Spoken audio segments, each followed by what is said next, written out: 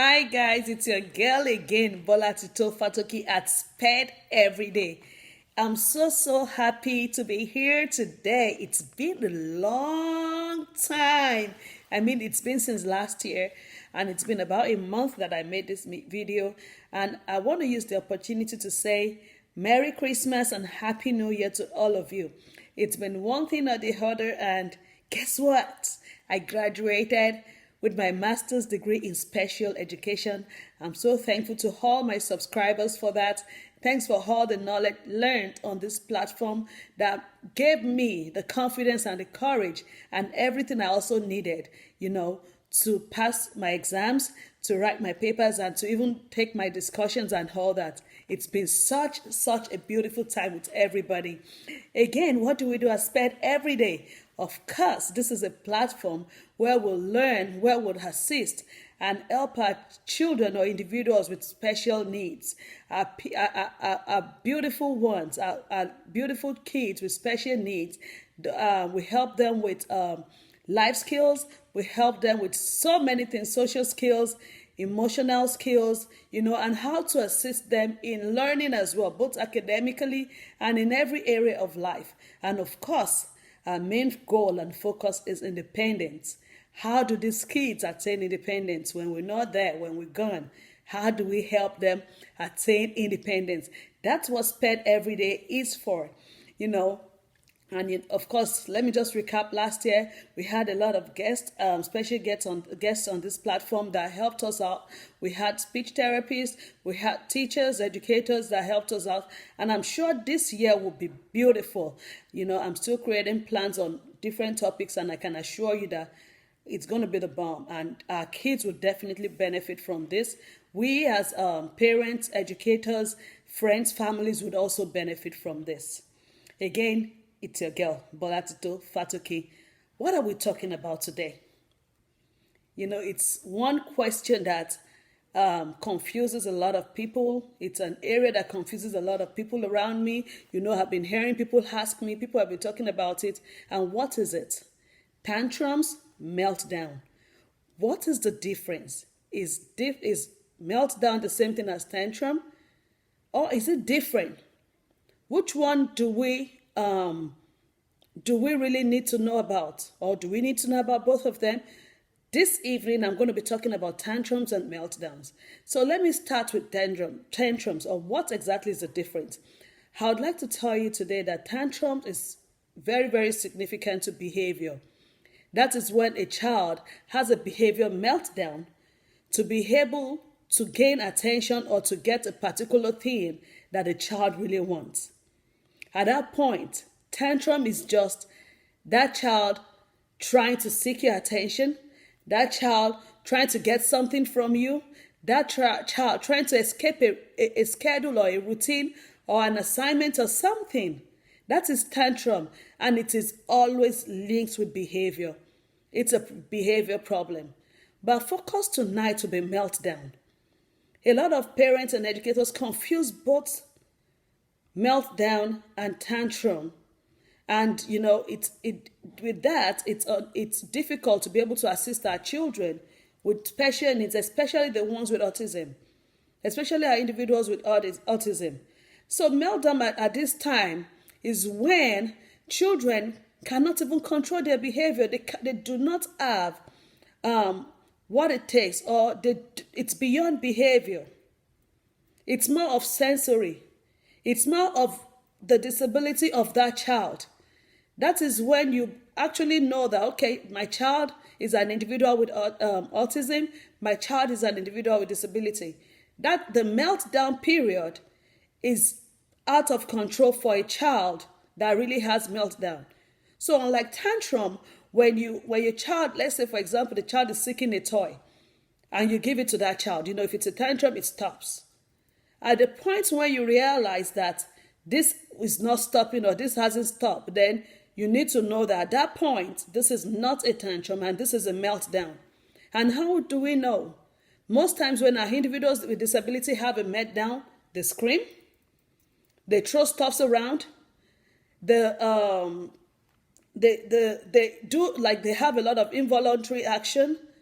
And at that time, It's difficult to really calm them down or to get them to act right, except we are really, really in charge of it, except we know her child, except we know what will calm the child down, or what to bring back those senses, and what to help with the sensory outburst. So at this point, the best way, I'm going to be talking about the best ways and, things that have worked, or measures that have worked with our kids with autism, with our individuals with special needs, or with a child that has had had meltdown or has a special needs. So today I'm going to say first, we need to be able to identify what triggers my child. That is the basis for the behavior. That is the basis for the meltdown, let me say. If you know what triggers it, then to your own best ability, you will be able to avert it. You'll be able to control it. You'll be able to deal with it. And you'll be able to work with your child. When we're aware of something and we're aware that, okay, this is what happens if this happens, then there's a control measure that would have already been put in place.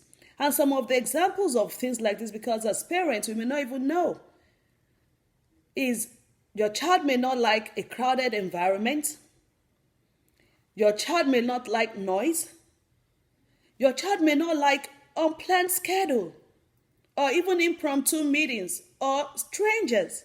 So when we know all these things, and we know that this child or this thing is going to happen in the child's life, the best thing you want to do at that time is to prepare the child.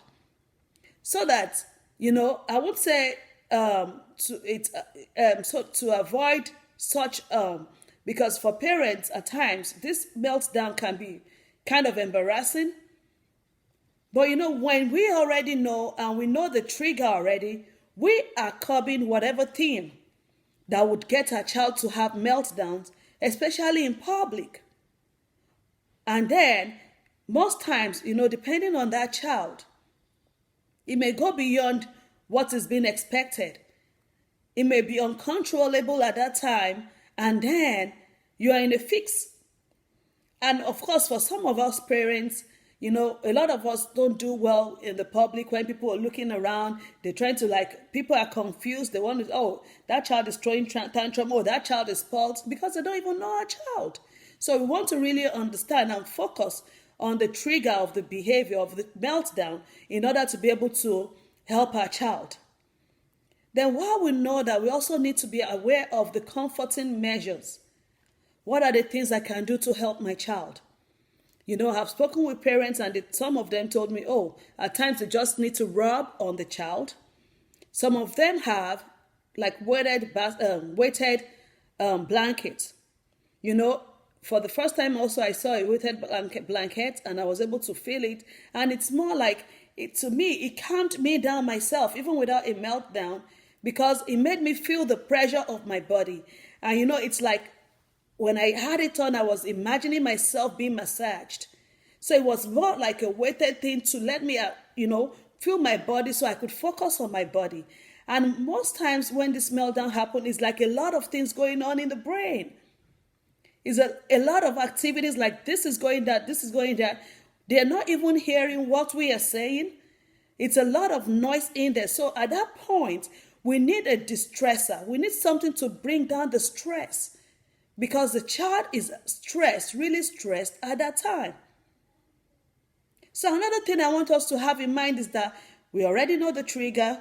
We already have a way to comfort or bring down to comfort the child. How about safety? Because most times when this child starts, they may be throwing things.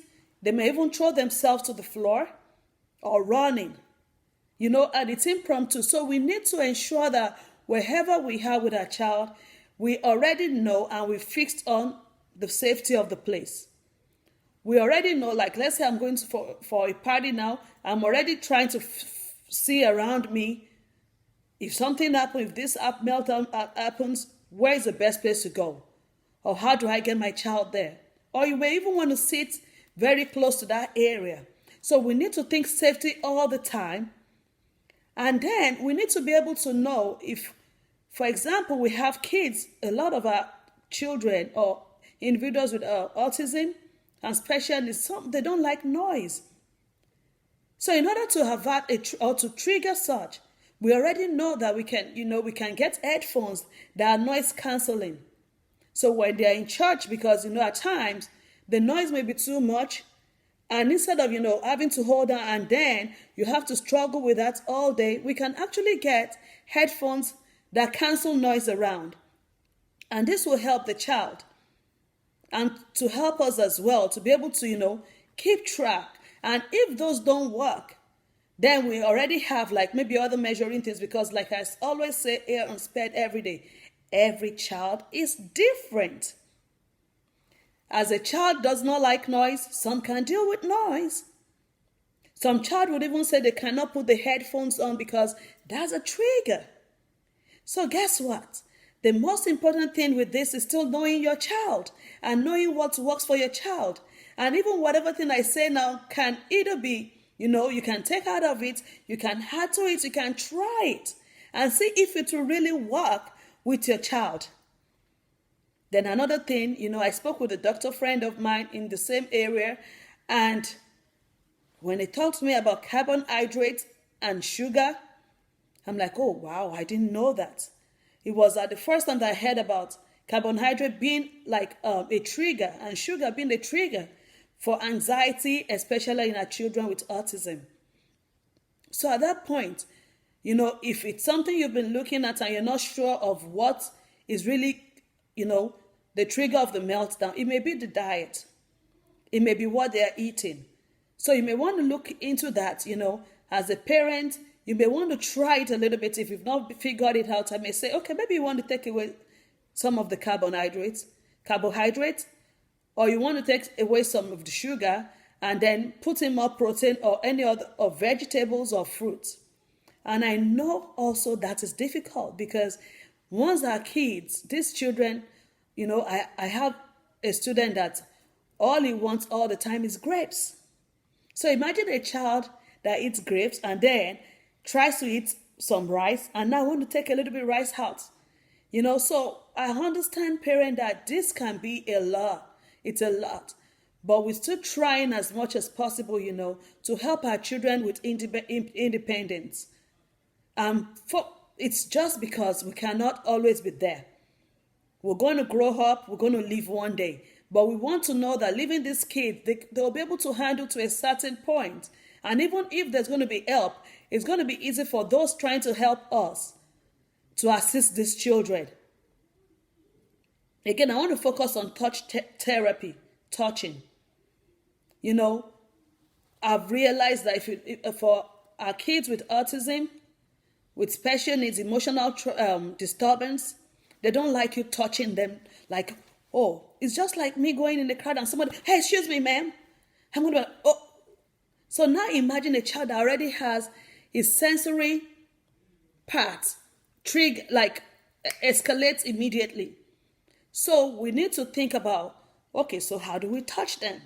We need to be very calm in it. We need to take it one at a time, step by step. Because to even be able to access these kids, to touch them sometimes is hard. So when we have the opportunity, we can just do smooth touching, just like that. It could be a pat on the back. It could be a rub on the shoulder. What part of your child's body that he would appreciate or she would appreciate you touching and calms them down. Come on, baby, we know we can do this. And please remember, whenever you're trying to do a therapy with your child, in order to calm down for meltdown, please ensure you say it first. Baby, I'm going to touch your back now, or I'm going to rub on your back now just to make you feel better. Or whatever thing you call the child, whatever name you call the child. Just ensure, okay, I'm going to be giving you the weighted blanket now. This will calm you down. Because they do not like surprises. So we cannot just, surprise them. And we cannot always want to feel like I'm the adult here. Yes, I know what to do. Ma'am, sirs, no. These are special kids. They need us to communicate. And when we communicate with them, it's not like all this talking and talking I've been talking about, because guess what? The way they process can be very slow. The way they understand can be very different. So you want to make your statement as short as possible. You want to make your speech with them as short as possible. So that when you're doing that, your child will truly know and understand and can process at the level or the rate you're speaking to be able to understand what you're trying to say to them. So again tonight, I'm going to say, it is good for us to understand our child, to understand what triggers our child's meltdown, and it helps us to, because it helps us to know how to calm him or her down and regain the control. And it also helps us to avert our kids from harm. So when a child is used to the kind of things we do for them, during meltdown, it helps them. Even when they're alone, if they have a corner, you can even put a little tent in their room, like, okay, baby, you can go down when you feel too much noise or there's a lot of things going on over there in the brain. You can just go to your corner and make it as quiet as possible for them. So again, parents, thank you for watching me today. I want to say a big thank you to all my subscribers. I know I've been getting calls and all that about me not, posting videos and all that. I've been doing a lot of legwork because guess what? 2020 is going to be a great year. And I'm doing more trainings. I'm still helping our kids with special needs. And I still need you to throw me questions. Give me suggestions of how I can make this platform a better one. I don't want to stop coming out to talk to y'all. I want to be involved. I want to be involved in the life of these kids. And like I always say, if you need me at any time, guess what? Just email me. spedeveryday@gmail.com. You can inbox me. You can send me messages on YouTube as well. And also, I always encourage, follow me on Instagram, Spedeveryday. And your own girl, Bolatito Fatoki, will be there for you. Once again, parents, I want to appreciate you for being so wonderful, for being so kind, loving, caring, positive, understanding, patient. Patience, that's a key word. Understanding and patience. Thanks for doing that for our kids and individuals with special needs. 2020 is going to be great for all of us. It's going to be easy on our side. And trust me, I'll be here to help you and to make it as seamless as possible. God bless you and see you next week. Your girl again, Bolatito Fatoki at Spedeveryday. Have a good night.